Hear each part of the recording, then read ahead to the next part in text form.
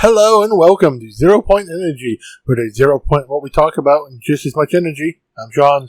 And this is Jorge. And today we're talking about, I say this word a lot when I describe our movies, and most of the time it's a joke, but this is true this time. The actual cinematic masterpiece, the 2004 Stephen Chow film, Kung Fu Hustle. Now, just to preface this, neither of us speak Chinese, Cantonese, anything like that, so it's going to sound horrible. We're going to butcher names, just telling you up front. Oh, yeah, I'm not even going to make an attempt to say any of these right. I'm just going to say them how I think it should be said. And that becomes your problem if I say it wrong. Okay. Alright, so, like he said, this week we're doing Kung Fu Hustle, an amazing movie from 2004. One of my personal favorites. Oh, it's high up there on mine too, as just movie and martial arts film. Now we have Stephen Chow, the mind behind Shaolin Soccer, doing one more movie, Kung Fu Hustle. We probably haven't seen a lot of his movies just because we're American and he's Hong Kong/Chinese mainland, so... Yes, he did do a lot of good martial arts films, even semi-martial arts films. Shaolin Soccer is also amazing. We probably need to watch that for this channel one of these days. I remember I specifically saw Shaolin Soccer a few years before this came out. See, I'm one of those many people who saw it the opposite way around. I saw this first, and then I saw Shaolin Soccer. Really? Yeah, I honestly didn't know Shaolin Soccer was a thing until after this came out. I found out about it from a friend of mine, and we talked about it during school, and I watched it. I freaking love the movie. It was awesome, comedic, ridiculous. This entire movie is fucking ridiculous and awesome. I mean, ridiculous is always good for a movie. Like, come on, half the movies we watch on here are ridiculous. They're either ridiculously good or ridiculously shit, but they're all ridiculous in some way. Okay, just to be sure, everybody, this is ridiculously good, okay? Oh, yes, this is absolutely one of those ridiculously good ones. Like, we might not actually talk at all about the plot of this movie, and just talk about the awesomeness that is all the martial artists, actors, the cinematography, even the CG for what is now a 20-year-old movie. Pretty decent. With, minimal CG, but it's still good CG. Like, it was good CG for the day. It's really good CG for 20 years ago. It holds up. Alright, so we still got the main character once again being Stephen Chow. In this movie, his name is Singh. We've got...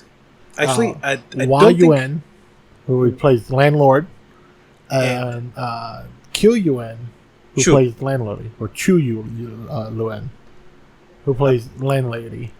Now, these two are hilarious because the landlord is completely a lecher, basically, and also after it looks to be both men and women trying to look in, because he was flirting with the gay dude, and at the same time, he still loves his wife. He does, but at the same time, his eyes and hands wander. Well, that's also part of his martial arts, his style. He is the flexible master, the rubber master. So, hey, not only is his body flexible, he is sexually flexible as well.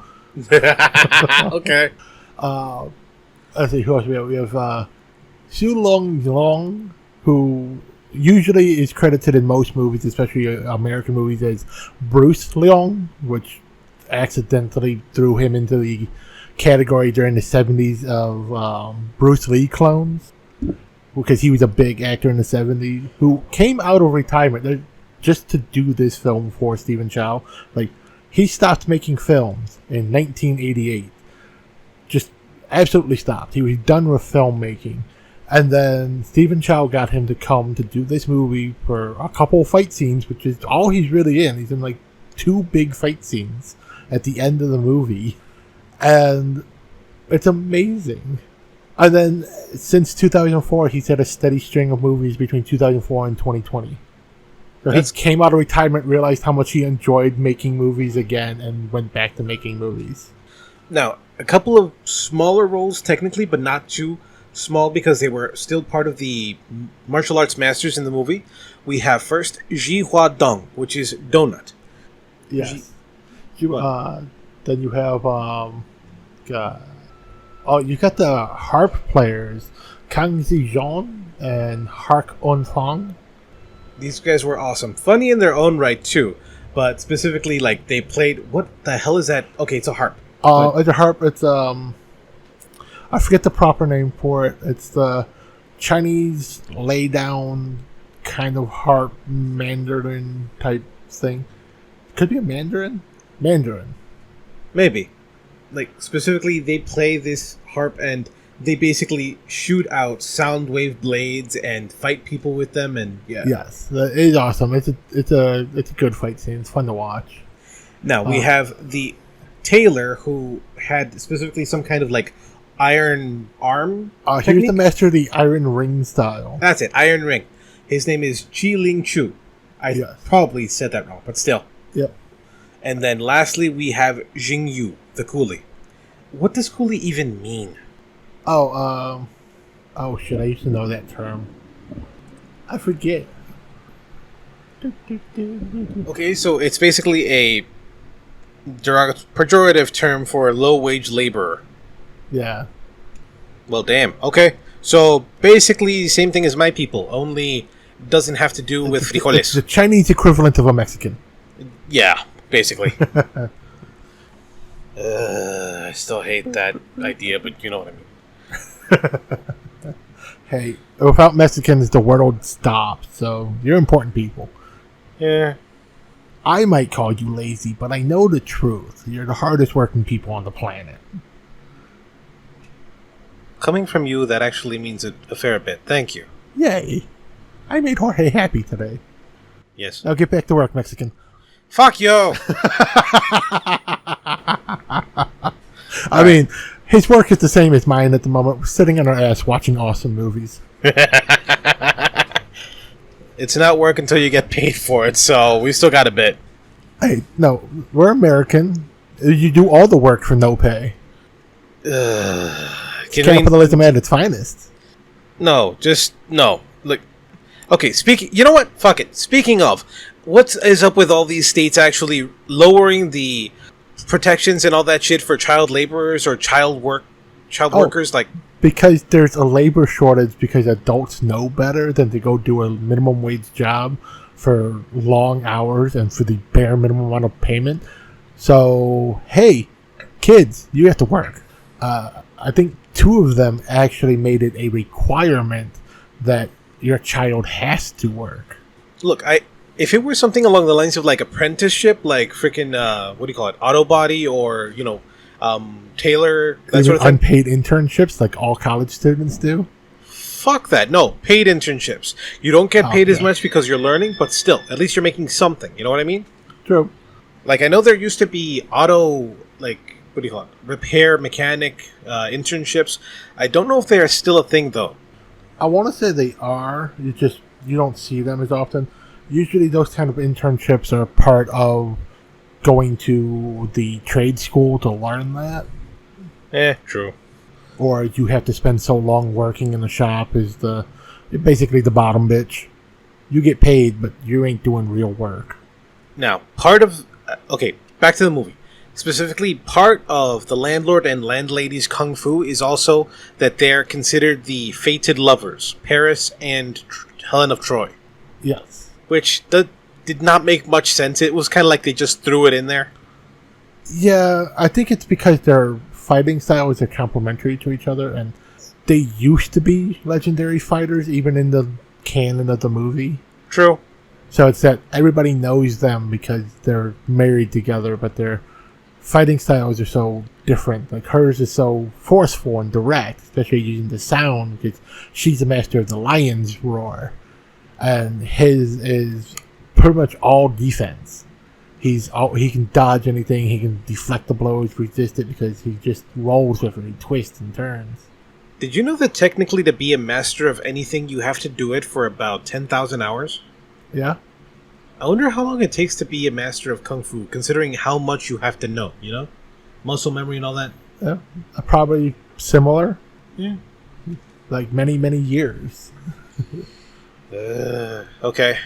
I probably have another, 5 years to become a master of this stuff? Probably. I'm a master of many things. Like? Google Fu. Okay, I can't argue with that. Now, if you did watch Shaolin Soccer, you will recognize Tse Chung Lam, which is Bone, Sing's sidekick in this movie. He played, what was it? Wasn't he Tubbo? I want to keep calling him Tubbo, but it's not his name. The goalie.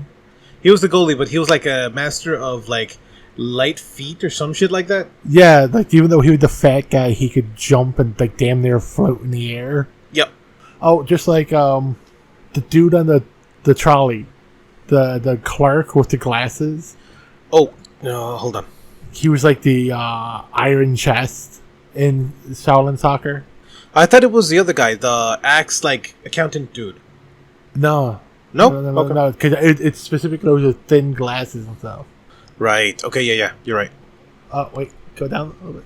I want to say... No, not Brother Yum. I don't think they have him listed on the wiki page that we're on. I think you're right. Yeah, you're right. Yeah, but yeah, he's also in Shaolin Soccer. Like a lot of these people were in Shaolin Soccer with him.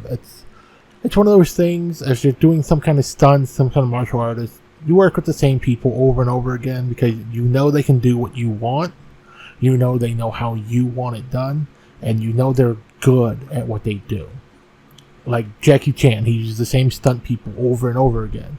It's not just because they work for him, it's because they're awesome at what they do, and they can follow his vision. Very true. I mean, what do you call it? I honestly don't know how the film world works with Hong Kong and mainland China, but I know that for sure there's a bunch of companies that it's kind of like a mini Bollywood, and I say this just because they all work together to put out a ton of films every year. Yeah, if you let them, they will just crank them out every couple of months. And sometimes they're shooting multiple movies simultaneously, even at the same location. Just so they can crank them out faster. So like, oh, you get to shoot in the morning, you get to shoot in the afternoon, you get to shoot in the evening. So you have the 3 different lightings and 3 different movies, all filming on the same day. And half the time they're even using the same stunt actors. It's more like, hey, my guy just rolled down that hill. If you want, he'll do it again for you. I wonder how much of it, and I'm being serious here, like how much of it is kind of like, not exactly, but sort of nepotism. You know what I mean? Like, yeah, what's it called? You want to get into this? Okay, do you know anybody in the union? Kind of thing, you know what I mean? Oh, I'm sure there are, especially with the big production companies like Star Overseas, Beijing Film, even the ones who worked on this movie, but those were 2 of them. But you've got Huey Brothers, China Film. Kuwait has gotten real big. We're starting to see a lot more of them in Hollywood productions, so they're investing so much in big name movies now. I wonder if they specifically just invest, or they actually say, we need this, this, and this in the movie. Because we have seen a couple of films like that where they have some stars, you know what I mean? Yeah. Oh, I'm sure they're getting a little bit of say just because we're paying for this movie so it can be aired in China. So you have to put this in it to pander. True. Like, I know a couple of productions that Jackie Chan has been in recently. He's not so much the star of the movie. Like, yes, he's the draw, but it's trying to give new people roles in the movie to be like, these people are badass. Watch these people, you know? Yeah. And you're always going to get that a little bit. So, like, there's a ton of movies that I've seen that, like, on the marquee and stuff, it's like, oh, it's a Jackie Chan movie. Dude's in the movie for 5 fucking minutes, halfway through. It is not a Jackie Chan movie. But to get the butts in the seat, to get that financial draw, someone went to the production company, they went to the financing company, like, hey, we got Jackie Chan to be in our movie. Even if it's a bit part of it. Yeah, Jackie Chan's going to be in my movie, and it's an awesome movie. Like, what the hell is it? There's a vampire movie that yes, came out, I know the one you mean. and he is such a side fucking character, but he is #1 on the billing for that movie. He was like an ambulance driver or some shit, right? Yeah, he's an ambulance driver. Like, I mean, he has an important part to the movie, but he is not the main character. He's not even a main character. He's side character at best, but top billed as the main actor. The Twins Effect? Yes. Yeah, he makes a cameo appearance in it, but he's top billed, at least in the U.S. Like, the English release of this movie is billed as a Jackie Chan movie. Yeah, it's called Vampire Effect in the U.S. Oh, okay, yeah. And yeah, if you can find a picture of the U.S. poster, it is 100% billed as a Jackie Chan movie. And yeah, he's a side character. He makes a cameo. He might have a total of 10 minutes of film time. It was during some kind of chase, if I remember correctly. Yeah, and he shows up at one of the hideouts and stuff too. Yeah, he's right on the box, the box for the thing. He's on the poster, and he's got top billing with the two main stars. Charlene Choi and Jillian Chung? Yeah, and Jillian Chung and Jackie Chan, who's barely in the movie. Also, his outfit, what he's wearing on the cover, is not what he wears in the movie. He does wear it in the movie, but he wears it for, like, the last scene he's in at the end of the movie. It's the only time you see him in that, because that's the reveal of, oh no, he actually works for the government agency that's in charge of hunting down the vampires. Alright, fine. His cover is that he's an ambulance driver, but again, he's background character at the fucking best. He has 2 or 3 scenes where he's even interacting with the main characters. Now, with that being said, I remember renting this first at Blockbuster and then buying it later for like $6. Yeah, it's a good movie. Oh no, I agree. Right. It's a weirdly good vampire movie. It's a decent martial arts movie. And as an action movie in general, it holds its own. It's decent. It's worth the watch. But here we are, as a typical, we're veering wildly off topic, as is our style, to talk about an entirely different fucking movie that doesn't even have a character from this movie in it. Yeah, fine, you're right. Oh god, if we could ever say on topic, nobody would ever listen to us. People barely do. True. I hate you people. Why don't you love us? We love you. Every one of you. All 18 is you as of the recording of this episode. Please subscribe. There's only 18. Okay, fine. Yes, we currently have 18 subscribers as of the date of this recording, which is Juneteenth 2023. Okay, we are going to need more people. So several hundred more people. About 980 of you. Okay, people. Threaten people. Get them to subscribe. I don't know. Fuck. Set up bot accounts, please. No bot accounts. Come on. I mean, I'll admit it. I inflate our runtime just by having my girlfriend's account run our videos all night long on a TV that no one's watching.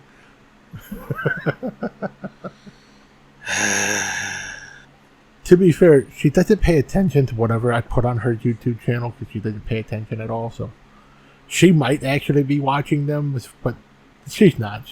She's probably just reading her book and the TV happens to be on. Okay, honestly, just watch us. Give us a chance. We're funny. We're idiots. We will entertain your asses. I mean, at the very least, we're idiots who are entertaining. It might not be funny, but you'll laugh at us. Laugh at us. We don't care if you laugh with us. Please, laugh. Just listen. Just listen to us. Watch us. Listen to us. All of that. Eventually, we'll get cameras, and you can watch us be derpy-ass idiots. You're helping with that editing. I am not doing all of that shit on my own. Oh, shit. Those are going to go up raw. They're going to be 4 hours fucking long. Fuck you! Just static images of a room with us sitting staring at the TV quietly because the mics are off so we don't pick up movie sounds and get copyright struck. You know what? No, we'll just do frickin' what is it called? South Park style. We'll have an AI design things that look like us, and then we'll have it in the background. They'll talk. Perfect. Alright, back to the movie. Specifically, the cinematography in this is fucking amazing. It is. Like, there's great cinematography here. The action scenes, especially the fight scenes, are amazingly choreographed, and that's for a simple reason. The legend himself, Sammo Hung, is the one who choreographed all the fight scenes for this movie. Like, I can't... hear me out. Like, it's one thing to choreograph the fight, but then another to actually have the presence of mind to think, cameras here, here, and here. Record this, go that way. Like, you know what I mean? Yeah, and the fact that directors like Sammo Hung and Jackie Chan can accurately describe to people of, okay, so I'm going to kick him here, and we're going to swing the camera this way, and I'm going to jump and we'll land, and I'm going to stay perfectly in the shot because that camera is going to be placed over there, zoomed just this much. The fact that they could do that while planning out the whole fight scene just by taking 10-20 minutes to look at a room Like, yep, this is how we're going to do this. My God, the amount of training you must need for that. Wow. That is about a decade of training at the Peking Opera House. I kind of want to go watch now. Because Peking Opera House, that's Jackie Chan, Chow Yun-fat, Sammo Hung. The lady. What's her name? Q-Young. Chu-yun. Chu-Young. Yeah, they're all they're the seven darlings. They're the group of kids that the Peking Opera House literally depended on in the early 60s, 70s. Like when these people were young and doing their training, they were the money. They were the people who did the acrobatic show. They were what the Peking Opera House was famous for. And I want to say they called them the Seven Little Darlings or the Seven Heavenly something. I forget what the... I'm trying to look up the name. I ain't finding shit. In a second, I can probably find it. Let's see. We'll look up Chu-yun. The Seven Little Fortunes. That is what the Peking Opera House called their people who they relied on for their acrobatic stage show. Damn. Okay. Please don't Why? Because I could. Squaresoft, Square Enix, whatever the hell you're called now. We do not claim anything to that, okay? Moving on. Look, I'm just trying to keep us above board here. Yeah, well, we don't get paid for this shit anyways. Still. Like, they can't sue us for money. We ain't got none. You know that's not how that works. I know. Well, they can't take our monetization. We're not monetized. Yeah, okay. Like, we still have a long way to go where we can keep yelling, come at me, bro. I ain't making money on this anyways. So again, like, comment, subscribe. Little, Up the algorithm yellow, the right different. way. What? It's a little, yellow, different. The fuck? It used to be the slogan for an energy pill because they were tiny and yellow. And then when Battle Pots first started, there was this little spinny robot that went really fast, and he was tiny compared to the other ones. So it became its slogan too. The announcers would introduce and they go, little, yellow, different. Get wrecked. I don't remember this, but okay, first of all. Second of all, it has been such a long time since I remember, since I thought of BattleBots. Yeah. I mean, they've brought it back multiple times in different iterations. Like, it's still around, but the original late 90s, early 2000s BattleBot was the best. The one that weirdly aired on Comedy Central. Actually, I remember it airing on PBS on Saturdays, late night. Yeah, it did. Those were the reruns from Comedy Central. Really? It was on cable on Comedy Central. When I was a kid, I remember talking to my dad about trying to build one, and he's like, yeah, I have no idea how to do this. But sure, Dad, son, sure. Back to the movie. Oh, I had to look it up because it's in my head. Little, yellow, different. Nuprin. It is a ibuprofen pill. That's the jingle from their commercial. They had a jingle for an ibuprofen pill. I wonder if I could play it. It's a company that's been out of business for 35 years now. Don't do it. Somebody owns it. You know it. Oh, it is a song by the band Drains. No. So they might copyright us. No. It's a 30-second jingle. No. Fine. Good man. Okay. But it's a little pill called Nuprin. It's literally just ibuprofen, but they were little and yellow and tiny. So their whole jingle was a little song like, little, yellow, different. Crap. Now you made me forget what I was going to say. Fuck. Yay! Once again, I derailed the Jorge.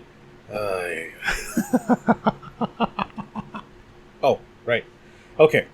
Specifically, this movie has slapstick. It has interesting jokes. I wouldn't really call them clever. Sometimes they are, but they're usually really silly or just outright ridiculous. What do you call it? When the beginning of the movie comes in, we have a boss of the crocodile gang specifically beating up a police officer, and then they run out with his girlfriend, and we have the axe gang coming around. The main boss of the axe gang, Brother Sum, Brother Sum. Brother Sum.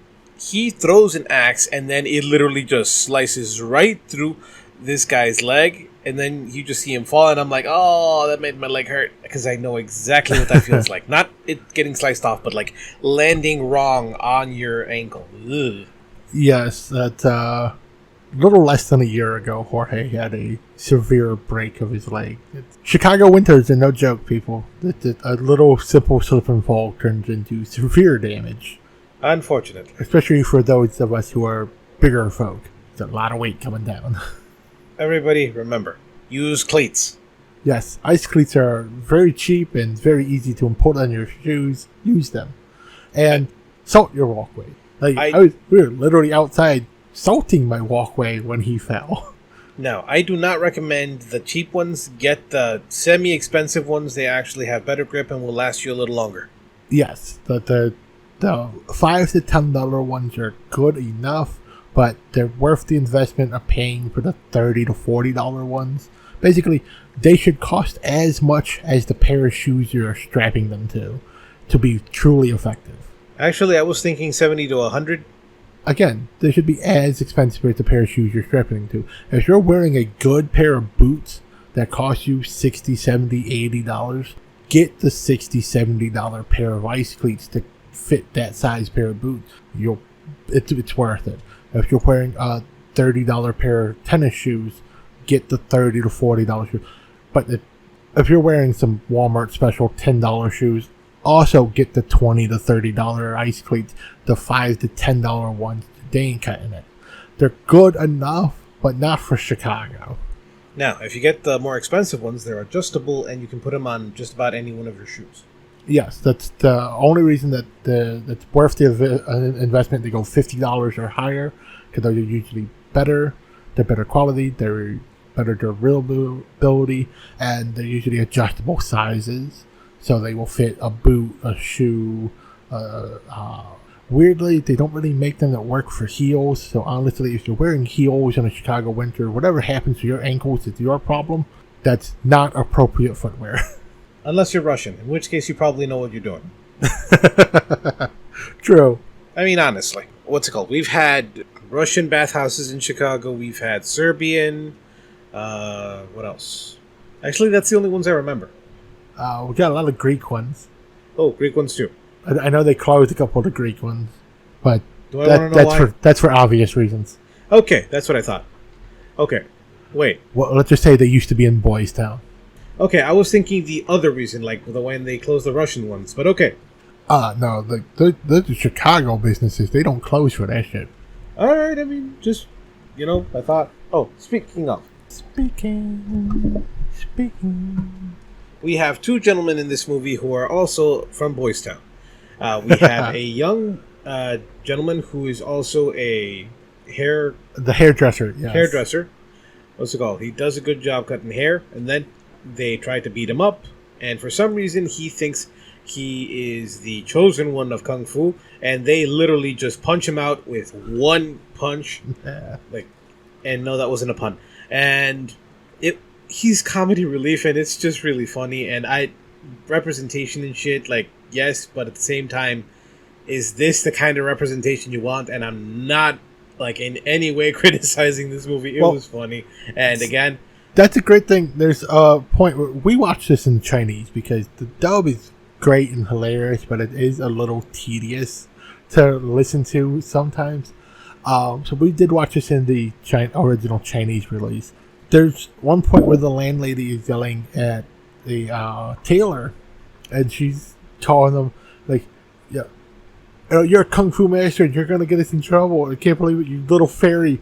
And he literally prances off to the other side of the room. It was, I can't believe you call me a kung fu master.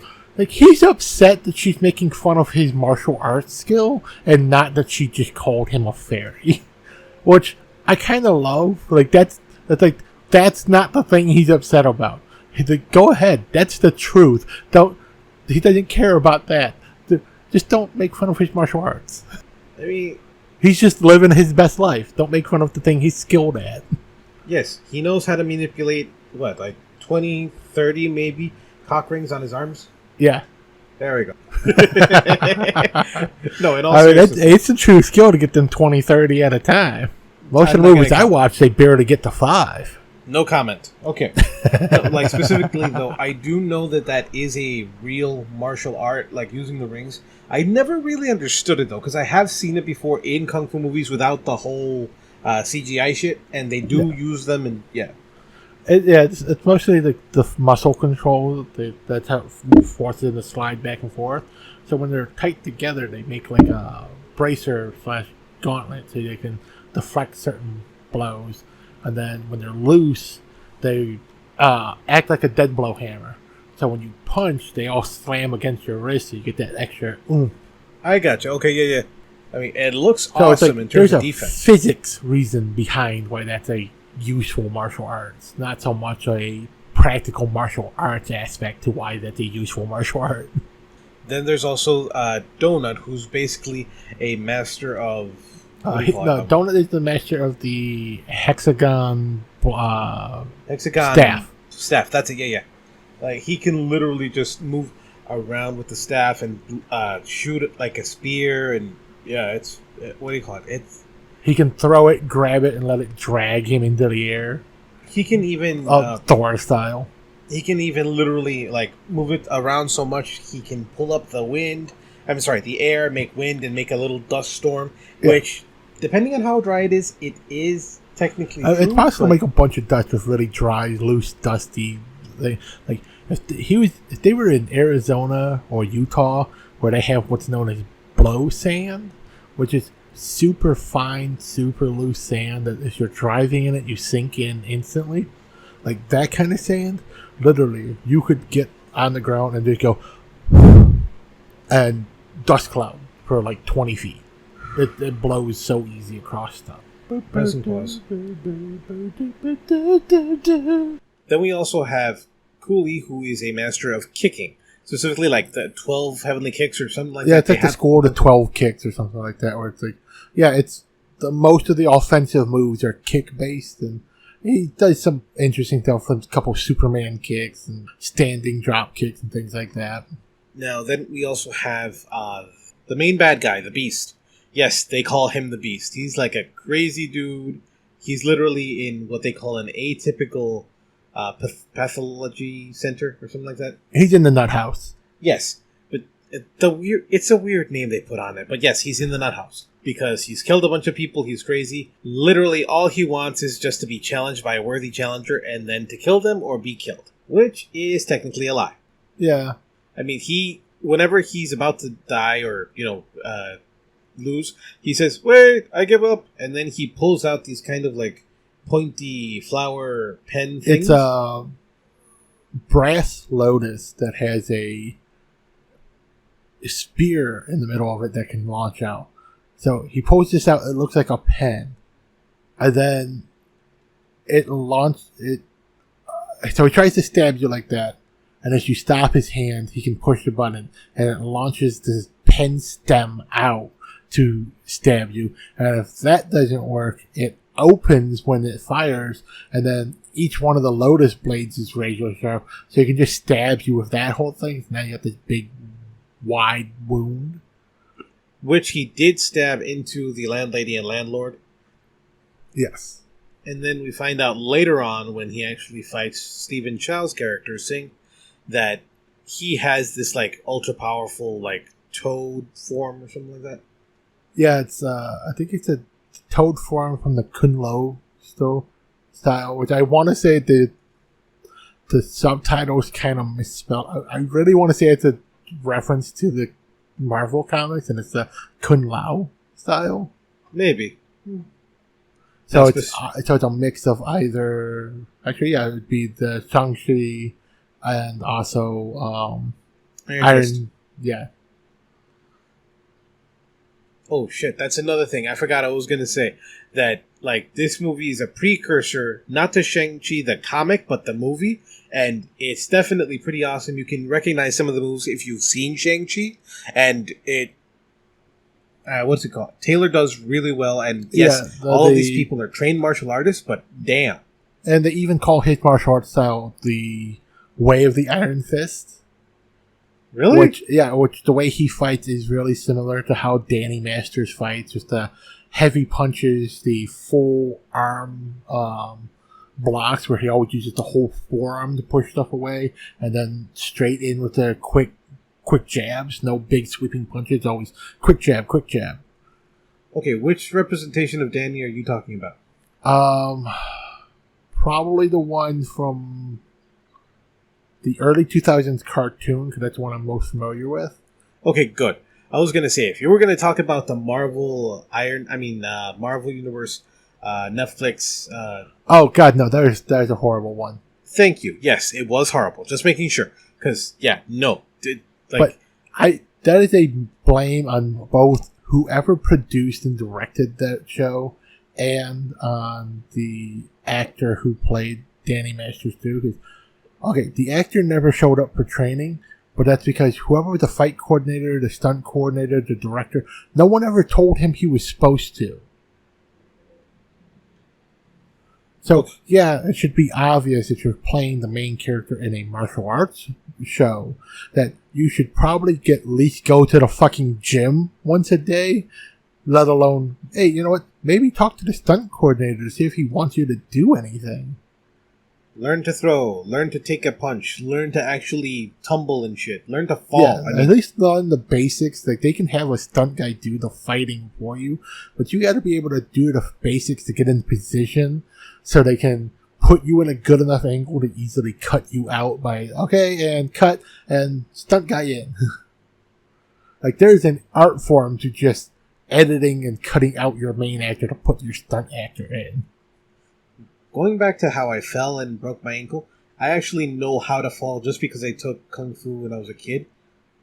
Like, I didn't hit my head or nothing that time.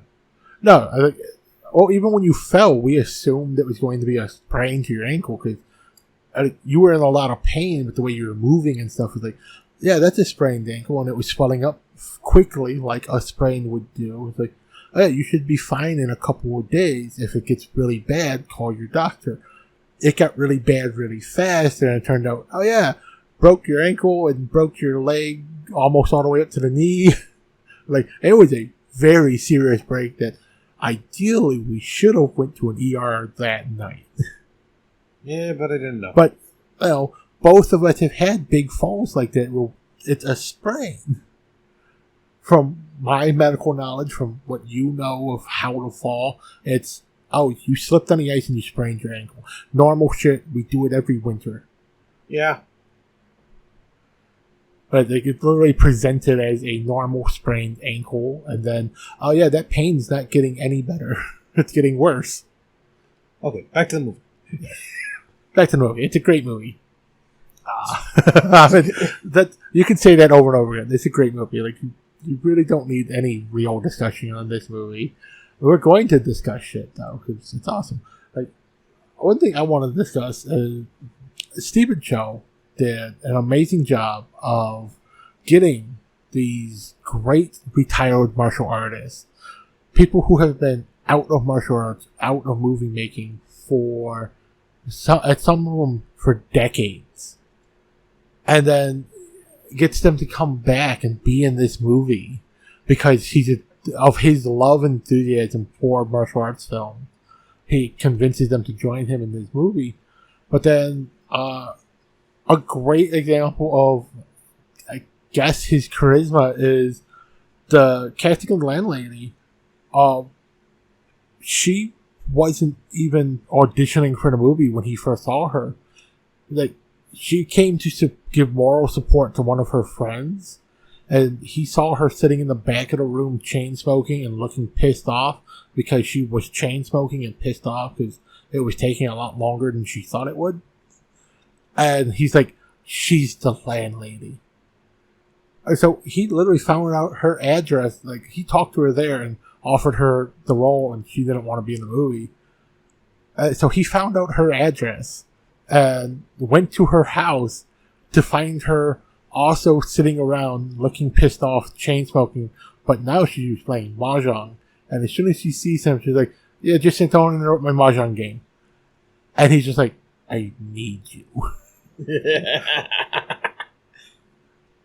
And proceeded to spend the next several days basically harassing her, explaining the movie and stuff to her to get her to come and be in his movie And what ultimately got her to agree was finding out that a bunch of other retired martial artists, people she knew and had worked with in the past, were coming out to be in the movie, and that all the fight scenes were going to be choreographed by Sammo Hung, who she was a fan of and who she knew from the Peking Opera House. So she decided to come out of retirement to do this movie for him.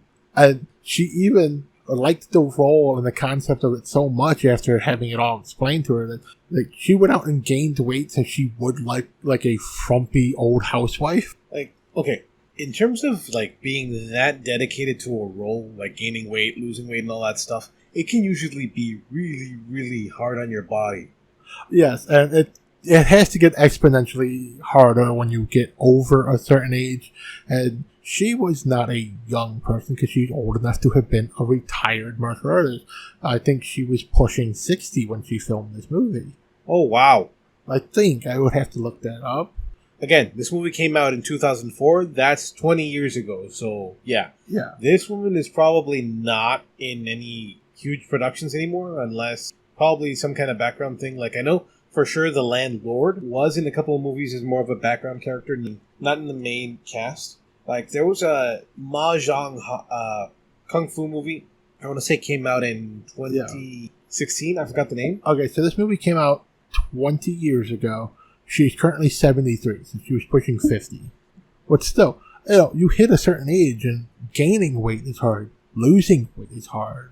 To be 50, to intentionally gain weight to just make yourself look frumpy because you spent most of your life being an in-shape dancer / actress / martial artist / stunt woman, because she was also a professional stunt woman for a good chunk of her life, to intentionally gain weight so you look out of shape, yet still be in good enough shape that you can still go to work and perform at your peak as a martial artist. That's dedication, and that's time. There was that one dude who could do flips over and over again. Like, he literally flipped, like, I want to say 7 times. It used to be really popular on YouTube, that video. You know what I'm talking about? Well, I forget the name, but I know who you're talking about. And then there was the one, again, big dude, who literally kept jumping on a trampoline over and over again. Like, he looked like he shouldn't be able to land, but he was able to pull it off little by little. And he wasn't like jumping off or launching himself off and then landing on his ass or anything. Yeah, he was just jumping up and then landing on his feet like you would normally expect, but the angles he was coming down at, like, nope, he's face planting it. Yep. And then last minute, he's got his feet under him. They're amazing little videos. I forget the names of those guys. I mean, if you have the practice, the experience, and you know what you're doing, you can do just about anything. Yeah. Like, you never fault people for having a skill, even if it's a skill you don't think is useful, because it's skill. Skill is skill. It takes time to learn. It's dedication. Like my dedication to learning how to edit this properly. Yeah. I mean, I taught you a little bit of how to use, not the editing software, but the sound stuff. That you did. Which I taught myself because I was able to give myself an entire day of just messing around in my basement with the microphone one day and just, okay, how does this sound? How does this sound? How do I make this sound effect? How do I edit out this bit of background noise? Like, I did it trial and error on files I didn't care if I accidentally deleted or not. Not everybody has that kind of patience or time to do. I was lucky that at the time when we first started this, I had a job that gave me near infinite free time because I only had to work a few hours a day. I also made hardly any money. But now we're better, and we have less time. Yes, now we both have full-time jobs. We're not in lockdown because of COVID, and we have no free time. So we record this stuff in batches. Like, we record multiple of these videos sometimes in a 2-week span, but it takes us a year or so to put them out. Like, we are still publishing videos in the backlog from 2021.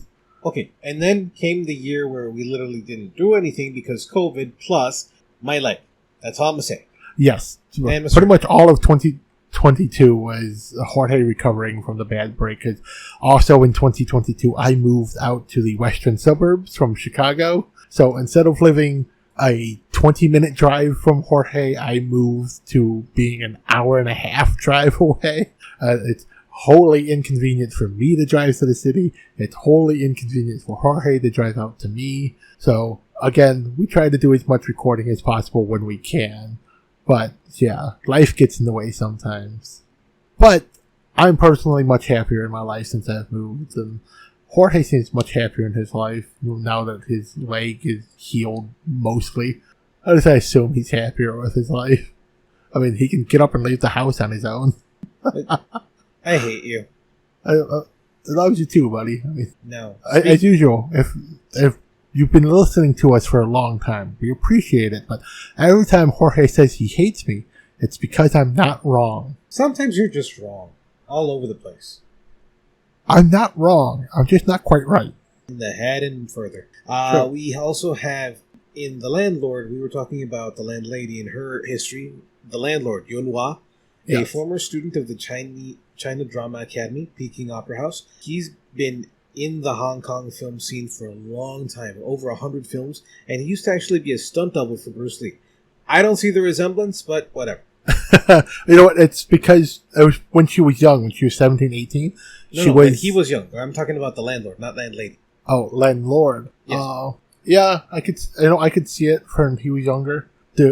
He did have a much slighter build. But landlady, she was in James Bond movie Man with the Golden Gun with Roger Moore when she was only 18, kicking the shit out of dudes. Like, she's been a badass for her entire life. Okay, so in the Peking Opera House, they were children. So then 18 in Western movies, so she probably did a couple of roles in other movies back then. So then she literally has basically been acting and doing kung fu since she was a child. Yes. Like you said, we said Bruce Lung, the guy who plays the Beast, or also is known as Siu-lung.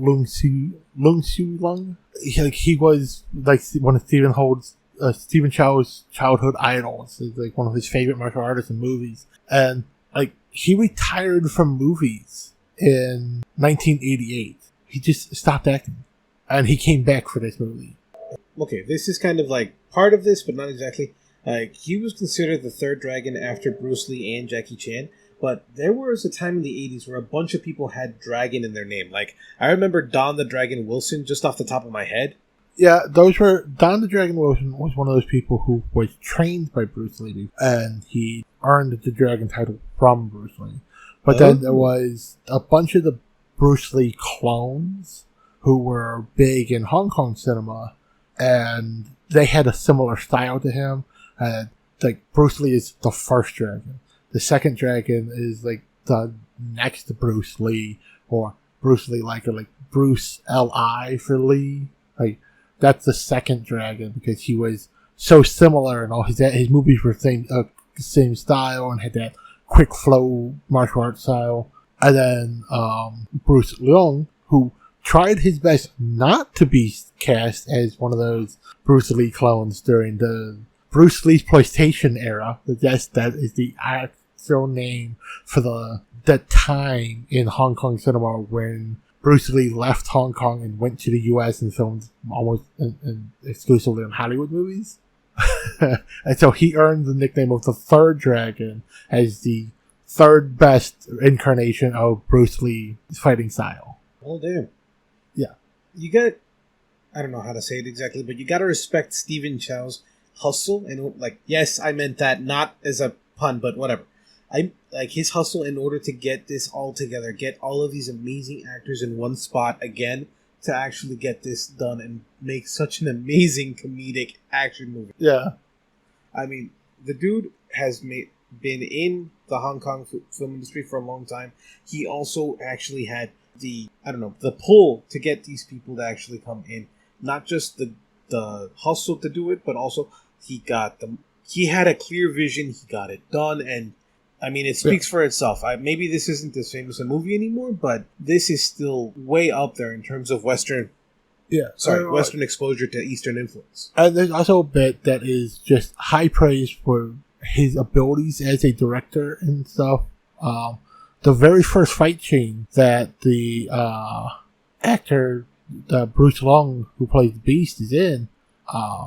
Actually, the very first scene he's in is you see him coming out of the hallway that's very reminiscent of The Shining. They had to reshoot that scene 28 times to get it right. And Bruce Long was just amazed by Stephen Chow's flexibility and just a willingness to go with it. We're going to keep shooting this until it's right. He's not going to do a sloppy take. He's not going to do, half-assed, or we'll fix it later in post, or we'll edit this shot with this shot. Like, no, we're going to get this shot the right way and just keep shooting it over and over and over. I forget what part of that scene is the scene that they had to keep reshooting, but that I know that scene had the very first scene where we see the Beast had to be reshot 28 times. And I remember, the first scene that we actually see him in is when they open the cell door and he's sitting in the cell, just literally reading the newspaper and taking a dump. Like, that seems like a hard scene to fuck up 28 times, but they fucked it up 28 times apparently. Kind of reminds me of something I heard about Al Pacino's first acting gig, where he somehow messed up multiple times and had to have them do it over and over and over again. And it wasn't on purpose, it was just his inexperience, but this definitely isn't an experience. This is probably more along the lines of, like, it wasn't funny enough. Go again. Well, it's also the rustiness, because Bruce Long had taken, at that point, a 15-year hiatus from acting and martial arts. True. So it's, maybe he's missing his mark. Maybe he's not getting that smile just right, because he doesn't say a word in that scene. He literally opened the cell. He's sitting there taking a dump, holding the newspaper, slowly lowers the paper, just smiles and nods. So, and like, that's just awesome to just have that kind of dedication. But then we also, like, I mentioned earlier that a lot of I said all, but that is technically wrong. Most of the fight scenes in the movie were choreographed by Sammo Hung, but he got ill during the filming of the movie. Plus, he had other obligations for work and stuff, so he had to quit production about 2 months or so in, and was replaced by Yun Woo Ping. And like, he was he's technically a legend of the cinema too, who's been working as an action choreographer from the 60s in Hong Kong cinema, and he did The Matrix, he did Crouching Tiger, Hidden Dragon. And he liked to use a lot of the wushu styles of fighting. Wuxia, yeah. And he actually liked that it was a semi-comedic film, even though he was able to film it in a serious manner for martial arts. The movie looks fun, but I can't really imagine how difficult it must have been to actually get it all done together. Because, like, when you see something like older Jackie Chan movies, they have a blooper reel where they show how they had to reshoot things at least twice, in the blooper reel. Like, how many times you actually have to do that over and over again? Sammo Hung and Chow Yun-fat movies have that too. It was a thing for a lot of these actors who came out of the Peking Opera House to show I did that stunt, and here's how we did it. Here's how many times I fucked up doing it too, because this is real. This isn't, we bring in other people. I did this and I almost died. But I mean, you're supposed to try to get it right the first time. You can't always do that. And then when you do that, like, how quickly you have to reset and do it again, because time is money and getting it done. It's not just a production where it's fun or a labor of love. This is work, and you have to be serious. Yes, it's fun, but we got work to do. Yeah, and that's why the choreographer who came in after Sammo Hung, he was so impressed with the fact that despite it being a comedy movie, the way that Stephen Chow went about filming, especially directing the action scenes and most scenes in the movie, was just a very serious production. Like, once they're shooting, this comedy stops. The comedy is the jokes of the scene, but we're not having fun on the set. We're doing our jobs. And for a young director who's only on his second or third movie, that's great. And when you're working with guys who've been in the film industry longer than you've been alive, for them to acknowledge I like working for this guy. He's pretty good. That's a great praise in some cases. No, I can definitely agree.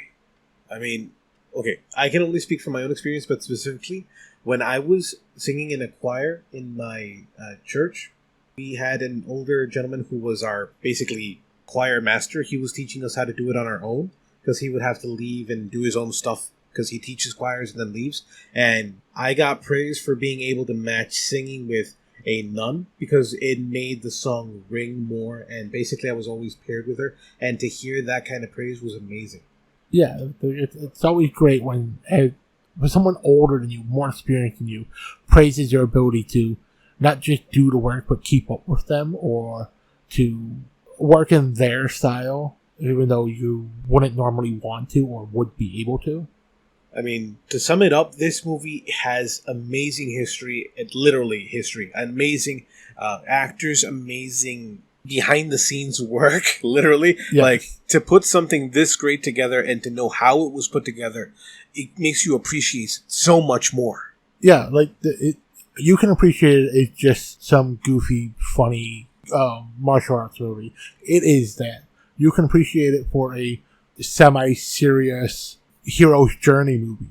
It is that. You can appreciate it for the literal masterpiece of cinema because it has these legendary actors and actresses, because it is that as well.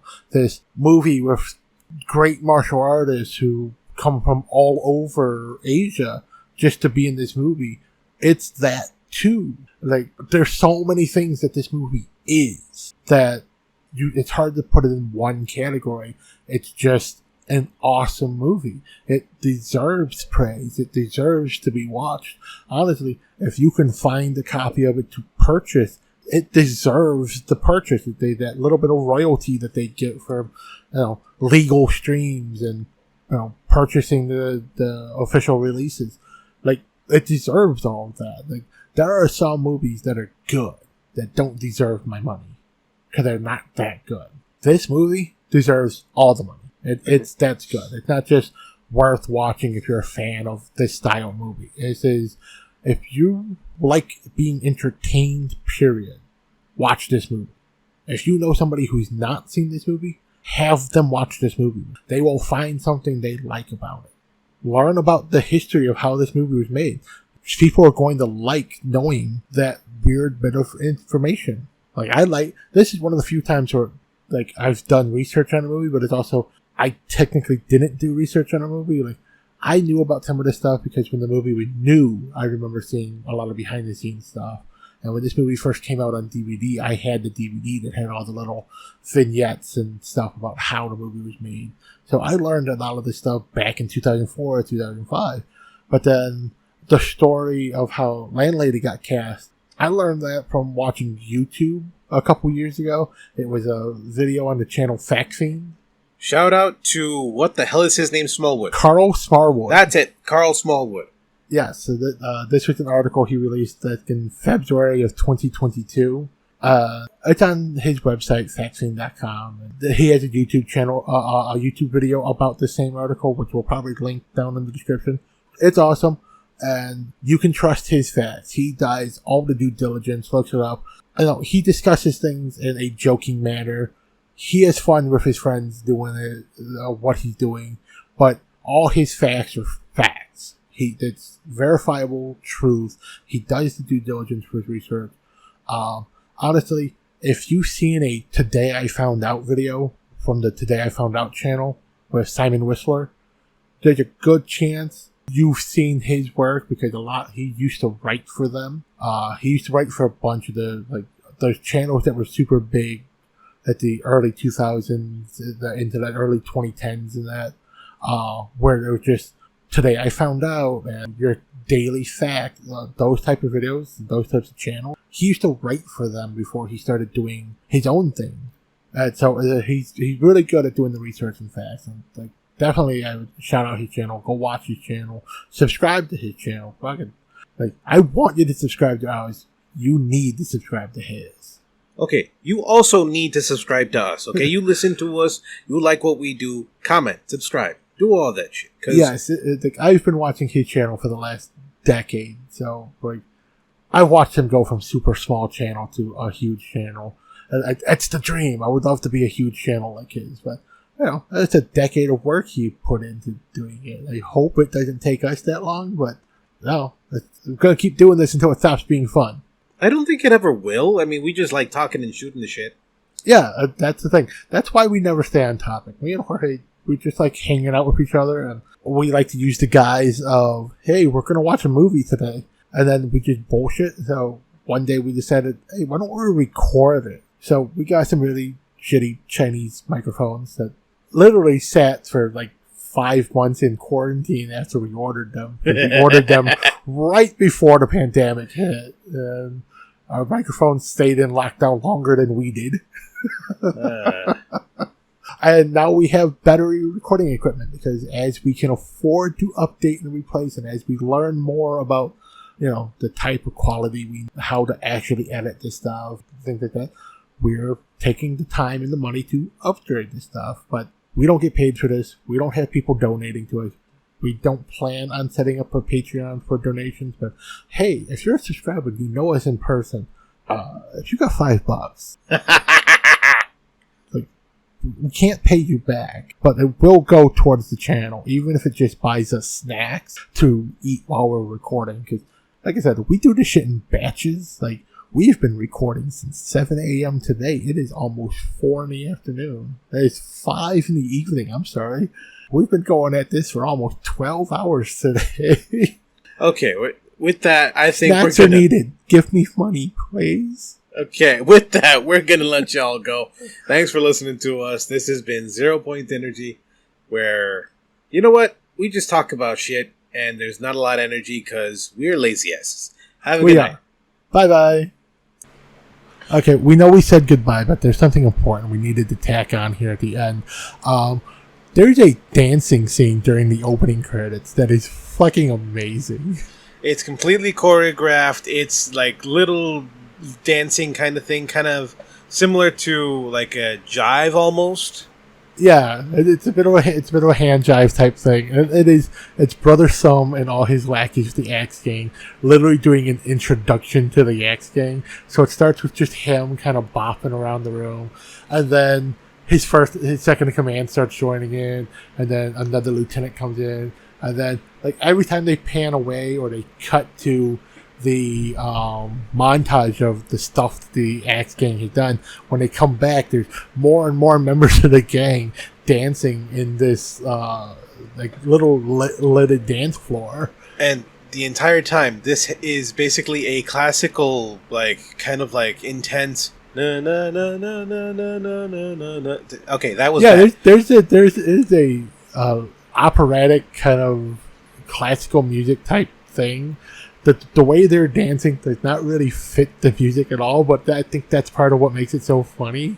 But it doesn't clash either. It still kind of works. It works. Like, they're nowhere near on beat, but they are on beat for whatever the fuck they're hearing in their head. But that's the one scene, like, we watched that scene in English. I don't know if that scene has different audio in the Chinese. I really hope it doesn't. So if eventually... Well, we're not going to do it now, but we might go rewatch that scene in the Chinese just to find out that they have different music playing that's actually more on beat. Oh, by the way, we also watched it in Chinese to see if they had a different version of the movie, because Shaolin Soccer had 2 different versions. There was a US version and a half-hour more content on Shaolin Soccer in Chinese. Yes, there was some stuff that had to be edited out because when that movie came out, was right shortly after they had the free when Hong Kong finally was free, was when that movie was made. So for Western audiences, they had to cut out a lot of the anti-free Hong Kong stuff. Oh. And that's literally that extra half hour of content is not one scene. It's clips of a bunch of different scenes where like you see all the billboards and stuff in the background, which is something you have.